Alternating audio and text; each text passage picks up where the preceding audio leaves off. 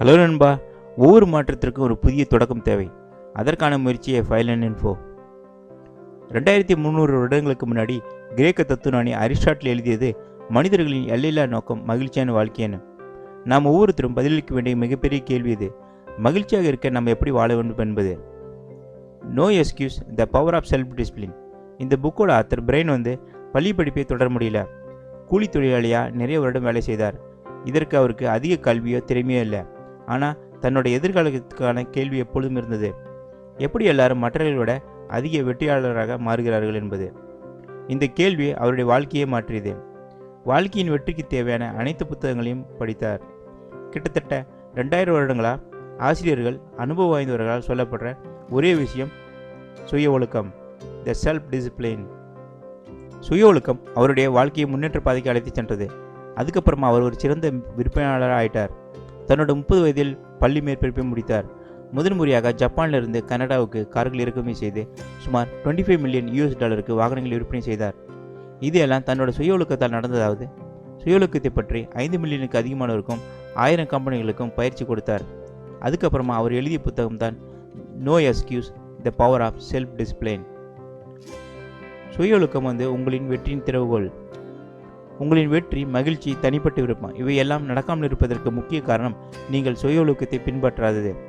சொல்லப்போனால் உங்களின் தோல்வி, சோகம், சாதிக்க முடியாது இருப்பதற்கு காரணமும் நீங்கள் சுய ஒழுக்கத்தை பின்பற்றாததே. த பாத் ஆஃப் லீஸ்ட் ரெசிஸ்டன்ஸ், எதிர்ப்பின் பாதை. உங்ககிட்ட இந்த 2 ஆப்ஷனை தேர்ந்தெடுக்க சொன்னால் நீங்கள் என்ன செய்வீங்க? முதலாவது ஆப்ஷன் புத்தகம் படிப்பது. இது உங்களின் வாழ்க்கைக்கு தேவையான முன்னேற்றத்துக்கு தேவையான படின பாதை. 2வது ஆப்ஷன் நண்பர்களோட சினிமாவுக்கு போவது, மொபைல் கேம் விளையாடுவது என சுலபமான பாதை. உங்களில் நிறைய பேர் முதலாவது ஆப்ஷனையை தேர்ந்தெடுக்க முயற்சி செய்வீங்க. ஆனால் அதை முழு மனதோடு செய்ய தயங்குவீங்க. அதுக்கு பதிலாக சுலபமான பாதையை தேர்வு செய்வீங்க. சொல்லப்போனால் உங்களின் மூளையும் சுலபமான பாதையை தான் தேர்வு செய்யும்.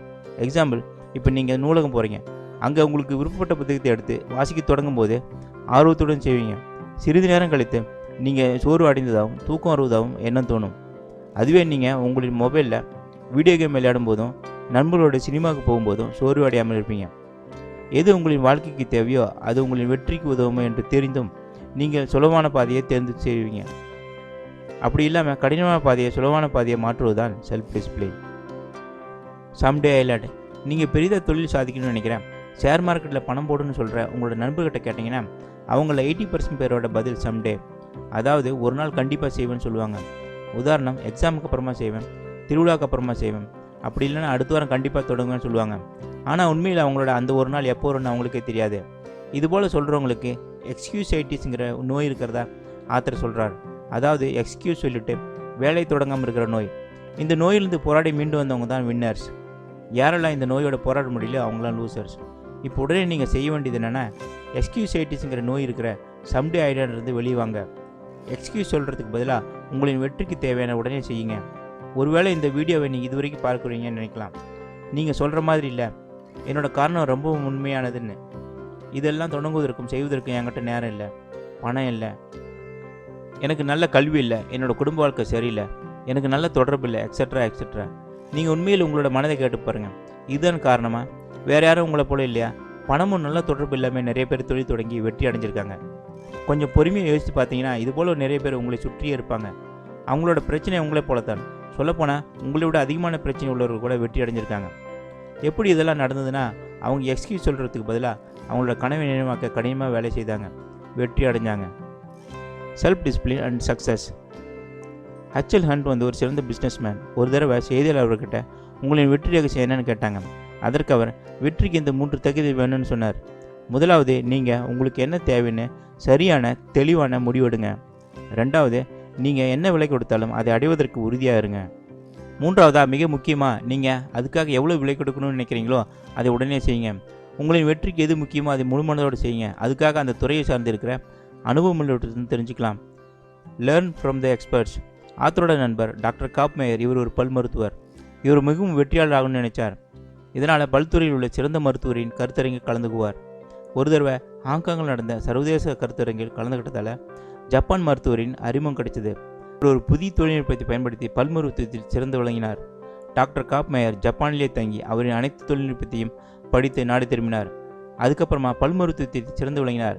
ஆத்தர் சொல்கிறது என்னென்னா, இதுபோல் நீங்களும் உங்களின் துறையில் உள்ள அனுபவமிக்கவிடத்திலிருந்து உங்களுக்கு தேவையான தொழில்நுட்பத்தை தெரிஞ்சுக்கலாம். அது உங்களை மிகவும் சக்ஸஸ்ஃபுல் மனிதராக ஆக்கும். Self discipline and character. சுய ஒழுக்கத்தை உங்களோட வாழ்க்கையில் கொண்டு வருவதற்கு உங்களுக்கு உதவி செய்துதான் உங்களோட குணம். அது உங்களோட ஆளுமையிலிருந்து தொடங்கும். உங்களோட ஆளுமை 3 பகுதிகளாக இருக்கும்: self ideal, self image, self esteem. அதாவது சுய லட்சியம், சுய தோற்றம், சுயமரியாதை. முதலாவதா சுய லட்சியம். இது உங்களோட மனதால் பிணையப்பட்டது. உங்களோட மதிப்புகள், உங்களோட நல்லொழுக்கங்கள், உங்களோட லட்சியங்கள் உங்களோட இலக்குகளாகவும் இருக்கும். மிக முக்கியமான பகுதியான உங்களின் சுய லட்சியம் கிளாரிட்டி, அதாவது தெளிவாக இருக்க வேண்டும். நீங்கள் இதை சக்ஸஸ்ஃபுல்லாக இருக்கிறவங்கிட்ட பார்க்கலாம். அவங்க ஒருபோதும் தான் எடுத்த லட்சியத்திலிருந்து பின்வாங்கிறதில்லை, குழப்பம் அடைவதில்லை. அவங்க எப்போதும் தெளிவான முடிவையே எடுப்பாங்க. 2வது சுய தோற்றம். உங்களோட சுய தோற்றம் உங்களின் மனக்கண்ணாடி. நீங்கள் உங்களை எப்படி பார்க்குறீங்களோ அதே போல தான் நீங்கள் இருப்பீங்க. நல்லது, கெட்டது, தன்னம்பிக்கை, பயம், எது எப்படியோ நீங்களும் அப்படியே தெரிவிங்க. அதுவே உங்களோட செல்ஃப் இமேஜில் நீங்கள் ஒரு அமைதியாகவும் பாசிட்டிவாகவும் பவர்ஃபுல்லாகவும் நினச்சி பாருங்கள், நீங்கள் அப்படியே தெரிவிங்க. 3வதா சுயமரியாதை. சுயமரியாதைங்கிறது உங்களை நீங்கள் எவ்வளோ விரும்புகிறீங்கள் என்பது.